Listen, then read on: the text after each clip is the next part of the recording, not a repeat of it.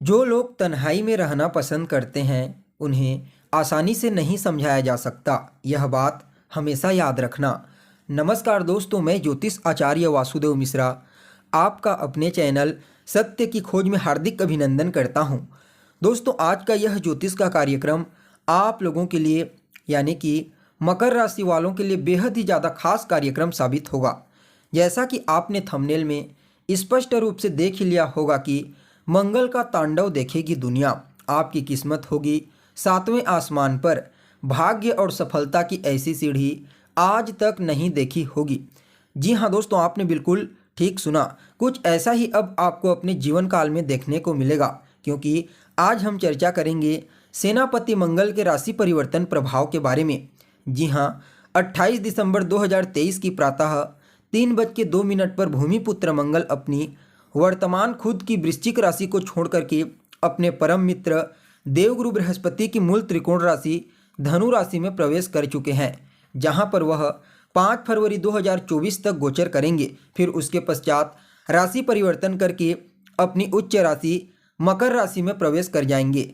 वैसे देखा जाए तो मंगल एक राशि में लगभग 45 दिनों तक के लिए गोचर करते हैं, लेकिन जब मंगल के गोचर की चर्चा होती है तो सदैव इसकी चर्चा बृहद रूप से की जाती है, क्योंकि कर्म प्रधान विश्व रचि राखा। जो पुरुषार्थी हैं, जो पुरुषार्थ में विश्वास करते हैं, कर्म में विश्वास करते हैं, उनके लिए मंगल के गोचर को समझना अत्यंत आवश्यक है, क्योंकि मंगल हिम्मत है, शक्ति है मंगल, पराक्रम, हथियार, ऊर्जा, वाद विवाद, क्रोध और अहंकार है मंगल। अपने इन्हीं कारकत्वों के कारण हमारे जीवन के विभिन्न पहलुओं को नियंत्रित करते हैं। कुंडली में मंगल का बलवान होना जातक को साहसी प्रवृत्ति का बना देता है, किसी से न दबने वाला, सदैव मेहनत में विश्वास रखना। और अगर वहीं मंगल कमजोर हो जाते हैं तो जातक दब्बू प्रवृत्ति का हो जाता है, डरपोक, परेशानियों से शीघ्र घबरा जाता है। इसलिए मैं समझता हूँ मंगल का हर किसी की कुंडली में बलवान होना बेहद ही आवश्यक है। और यह जो धनु राशि है दोस्तों, यह एक अग्नि तत्व की राशि है, और इस राशि में मंगल बेहद ही ज़्यादा शक्तिशाली और प्रभावशाली बन जाते हैं, और इनका जो परिणाम है यह भी आपको अद्भुत तरीके से देखने को मिलेगा। तो ऐसे में जानने का प्रयास करेंगे धनु राशि में गोचर करते हुए मंगल किस प्रकार से आपको प्रभावित करेंगे, और मंगल के इस गोचर काल को और ज़्यादा बेहतर और श्रेष्ठ बनाने के लिए क्या उपाय आपको करना चाहिए। हर जानकारी विस्तार के साथ आपको बताएंगे, इसलिए कार्यक्रम को अंत तक देखने का प्रयास करें।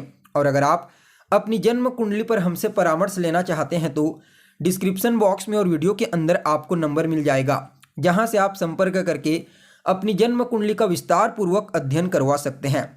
देखा जाए तो मंगल यहाँ पर उच्चाभिलाषी होकर के गोचर कर रहे हैं धनु राशि में, लेकिन दोस्तों पहले से ही इस राशि में सूर्य देव मौजूद हैं, जिनके ऊपर देवगुरु बृहस्पति की 9वीं दृष्टि पड़ रही है, जिसके फलस्वरूप यह राशि और यह भाव पहले से ही ऑलरेडी बेहद ही ज़्यादा मजबूत हुआ पड़ा है। और ऊपर से यहाँ पर पराक्रम के कारक ग्रह मंगल का आ जाना यह और भी ज़्यादा श्रेष्ठ साबित होगा, क्योंकि यहाँ पर सबसे पहले तो मंगल और सूर्य युति बना करके आपके लिए पराक्रम योग का निर्माण करेंगे, और इन दोनों के ऊपर देवगुरु बृहस्पति जैसे ग्रह की दृष्टि का पड़ना कहना ही क्या।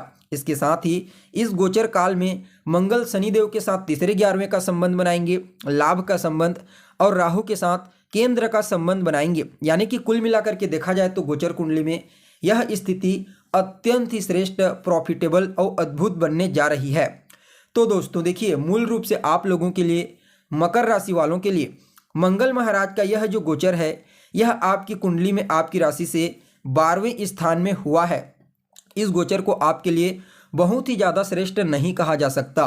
मंगल का 12वें भाव में गोचर करना आपके जीवन काल में चुनौतियों और परेशानियों को बढ़ाएगा, लेकिन अगर गोचर कुंडली में अन्य ग्रहों की स्थितियों के बारे में चर्चा की जाए तो इस समय अन्य ग्रह आपके लिए काफ़ी श्रेष्ठ हैं। हालांकि शनि की 7.5 भी अभी आपको चल रही है, जिसके परिणाम स्वरूप आपको इस समय मानसिक अशांति, टेंशन, तनाव झेलना पड़ रहा है। हालांकि देवगुरु बृहस्पति और राहु की जो प्लेसमेंट है गोचर कुंडली में वह काफ़ी अच्छी है, लेकिन फिर भी मंगल की इस गोचर को बहुत ही ज़्यादा श्रेष्ठ आपके लिए नहीं कहा जा सकता।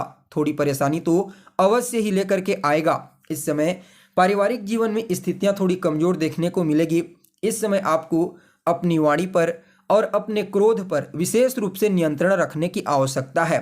इस समय आप अपने ही वाणी और क्रोध के कारण अपना मान सम्मान और प्रसिद्धि कम कर सकते हैं, इसलिए जितना ज़्यादा हो सके अपनी वाणी पर नियंत्रण रखिए। वहीं अगर आप सोच समझ करके अपने धैर्य के साथ आगे बढ़ेंगे तो निश्चित तौर पर आपको इस समय लाभ की प्राप्ति जबरदस्त तरीके से होगी। आपके जीवन में लाभ के एक नहीं बल्कि अनेक रास्ते खुलेंगे, क्योंकि देवगुरु बृहस्पति धन के कारक होते हैं और उनकी दृष्टि पराक्रम के ग्रह मंगल के ऊपर पड़ना, तो ऐसे में इस समय आप मेहनत करेंगे, पराक्रम करेंगे तो निश्चित तौर पर आपको वहाँ पर जबरदस्त तरीका से धन लाभ की प्राप्ति होगी। तो वहीं विदेश वगैरह से जुड़ करके कोई कारोबार करना चाहते हैं तो कर सकते हैं। हालांकि लेकिन मैं आपको एक ही सलाह दूंगा कि हर जगह आपको बहुत ही सचेत रहना है, क्योंकि यह गोचर कोई श्रेष्ठ परिणाम नहीं बता रहा है। संभव है इस समय आपका बना बनाया हुआ काम बिगड़ जाए। विद्यार्थियों को भी शिक्षा के क्षेत्र में इस गोचर काल के दौरान थोड़ा संघर्ष करना पड़ेगा। व्यय की स्थिति अनवरत जारी रहेगी। इस गोचर काल के दौरान अचल संपत्ति से संबंधित कोई भी कार्य ना करें और बेवजह के वाद विवाद होने की संभावना दिखाई दे रही है। तो कुल मिलाकर के आपको यही सलाह दी जाती है कि बहुत सचेत रहिए। इस गोचर काल के दौरान आपको थोड़ा सा बिल्कुल अपने आप पर ध्यान देने की आवश्यकता है। हालांकि जो वार्षिक राशिफल आपके लिए होगी और देवगुरु बृहस्पति का जो गणना किया जाएगा आने वाले समय में मार्गी चाल का, तो वह आपके लिए काफ़ी अच्छी रहेगी। लेकिन फिर भी यहाँ पर मंगल कुछ न कुछ तो आपको टेंशन और तनाव दे सकते हैं। लेकिन फिर भी कहा जा सकता है कि यहाँ पर शनि, राहु और देवगुरु बृहस्पति इनकी जो स्थिति है वह काफ़ी अच्छी है, जिसके परिणाम स्वरूप आपको उतना ज़्यादा नुकसान नहीं होगा।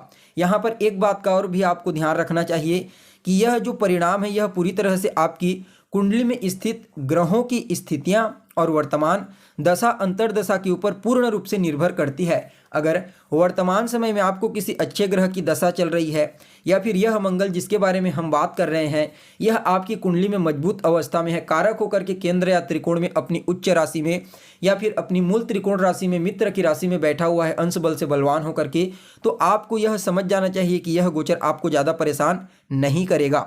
देखिए, मंगल के पास 3 दृष्टियाँ होती है। जहाँ पर मंगल गोचर करते हैं वहाँ से अपनी चौथी दृष्टि से चतुर्थ को, सप्तम से सप्तम को और अष्टम दृष्टि से 8वें भाव को देखते हैं। तो देखिए यहाँ पर जो चौथी दृष्टि पड़ेगी यहाँ पर मंगल की, वह आपके लिए कहाँ पर रहने वाली है, तो आप यहाँ पर देखोगे तो मंगल की चौथी दृष्टि जो है वह आपके पराक्रम स्थान पर पड़ेगी, जो आपके पराक्रम में वृद्धि कराने वाला साबित होगा। छठी दृष्टि रोग ऋण शत्रु के स्थान पर पड़ेगी, जिससे आपको उनसे बचाने का काम करेंगे। और 8वीं दृष्टि जो मंगल की होगी वह आपके सप्तम भाव पर पड़ेगी। यहाँ पर तीसरे स्थान में राहु पहले से है और राहु की सम्मिलित दृष्टि मंगल के साथ सप्तम भाव पर पड़ेगी, जिसकी वजह से इस समय दाम्पत्य जीवन में थोड़ी समस्या होगी। पत्नी के साथ पार्टनर के साथ वैचारिक मतभेद होने की प्रबल संभावना नजर आ रही है। इसके अलावा छोटे भाई बहनों के साथ भी आपको आपसी तालमेल काफ़ी हद तक बेहतर बनाने की आवश्यकता है। जो जातक पार्टनरशिप में किसी भी प्रकार का व्यापार करते हैं तो इस समय थोड़ी बहुत अनबन हो सकती है। बाकी जीवन साथी के स्वास्थ्य का ख्याल रखिए, अपनी वाणी पर नियंत्रण रखिए, अपने क्रोध पर नियंत्रण रखिए और जितना ज़्यादा हो सके मेहनत कीजिए ईमानदारी पूर्वक। यह गोचर आपको लाभ के दृष्टिकोण से, धन के दृष्टिकोण से अच्छा आपको परिणाम प्रदान करेगा। लेकिन रिश्तों को लेकर के और अपनी सेहत को लेकर के और रिश्तों की सेहत को लेकर के आपको इस समय थोड़ा सावधान रहने की आवश्यकता है। बाकी इस गोचर काल का आप जितना ज़्यादा हो सके लाभ उठाने का प्रयास कीजिए पॉजिटिव वे में। यह समय आपके लिए एकदम अच्छा तो नहीं कहा जा सकता, फिर भी इसका लाभ उठाइए और इस गोचर काल को और अच्छा बनाने के लिए जो नेगेटिविटी आपके जीवन में आ सकती है वह खत्म हो जाए, उसके लिए हनुमान जी के शरण में चले जाइए। हनुमान जी का दर्शन कीजिए मंगलवार के दिन जा करके उनके मंदिर में और वहाँ पर बैठ करके हनुमान चालीसा का पाठ कीजिए। आपके लिए यह गोचर काफ़ी हद तक आपके वे में रहेगा। तो दोस्तों, कैसी लगी आपको जानकारी कमेंट करके बताइए। फिर मिलते हैं एक नए और ताज़ा एपिसोड में। तब तक के लिए नमस्कार।